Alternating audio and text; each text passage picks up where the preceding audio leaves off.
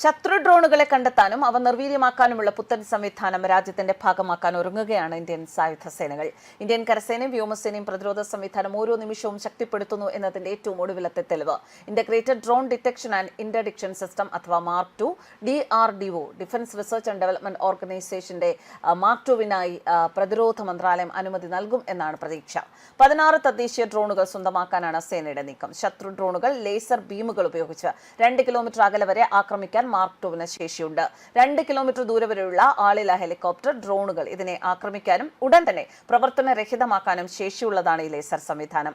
10 kilowatt laser beam ഉപയോഗിച്ച് ഡ്രോണുകളെ നേരിടാൻ കഴിയുന്ന ദൂരം 2 കിലോമീറ്ററിൽ നിന്ന് ഇരട്ടിയാക്കുമെന്നും പ്രതിരോധ ഉദ്യോഗസ്ഥർ പറഞ്ഞു.